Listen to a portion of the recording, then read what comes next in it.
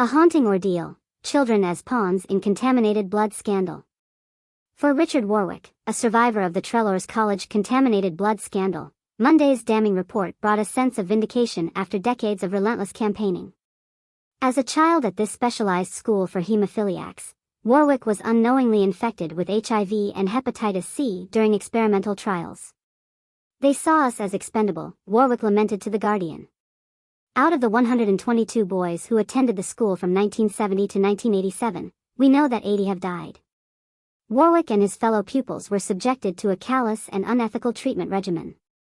They injected us with different types of Factor VIII, all prepared in syringes for our convenience, he recalled. They experimented with different manufacturers, like it was some kind of science fair project.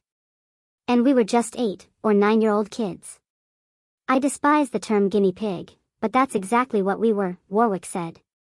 We were cheaper than chimps, as they put it in a letter. The scathing final report into the scandal confirmed the horrific reality that the children at Treloar's were treated as mere research objects, their health and well-being disregarded. The inquiry, led by Sir Brian Langstaff, revealed that Treloar's pupils were recklessly exposed to commercial concentrates known to carry elevated risks of infection.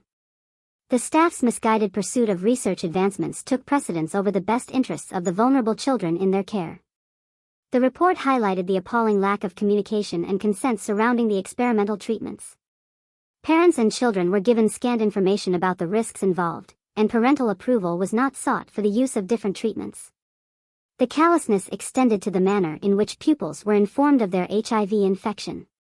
Staff went around the room, saying yes, no, to indicate who was HIV positive, the inquiry heard. Langstaff condemned this insensitive and inhumane method of disclosure. The evidence before the inquiry suggests, overwhelmingly, that there was no general system or process for telling parents of the risks of viral infection, Langstaff wrote. Parents were not given details, nor even core information, about their children's care at Treloar's. They were not informed that pupils were being given a range of different concentrates, despite the recommendations of their home clinicians. From 1977 onward, Treloar's became a hub for medical research, with Langstaff noting that the extent of this research appears unparalleled elsewhere. He emphasized that the pupils were often regarded as objects for research, rather than first and foremost as children whose treatment should be firmly focused on their individual best interests alone. This was unethical and wrong. Langstaff's report also established that the healthcare professionals at Treloar's were fully aware of the risks of virus transmission through blood and blood products. Despite this knowledge, clinicians proceeded with higher-risk treatments in their relentless drive to advance their research. What appalls me the most is that our parents trusted the school to act in loco parentis, and they abused that trust in the most heinous way, Warwick said. It's beyond comprehension. The report rightly excoriates the school for actively recruiting young boys as young as 8. They lured them in with glossy brochures, promising a top-notch education, but what they were really doing was conducting clinical trials and research. Warwick hailed the report as the culmination of 30 years of campaigning. This is as close as we will ever get to justice, he said. I don't think anyone thought we would see this day. I want those responsible to be held accountable, Warwick continued. I want them named and shamed. All the governments who have allowed this scandal to fester are culpable. Compensation can't restore health or bring back the children we've lost, but the government must address this financially, recognizing the lost years of salaries, pensions, and mortgages.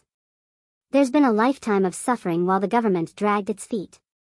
Des Collins, a solicitor representing over 1,500 victims, believes that the school could now face criminal prosecution. In time, we may learn whether Sir Brian is inclined to refer Treloar's to the Crown Prosecution Service, he said. However, it's entirely possible that the Crown Prosecution Service may independently commence its own investigation. The infected blood community has a strong appetite for this level of accountability.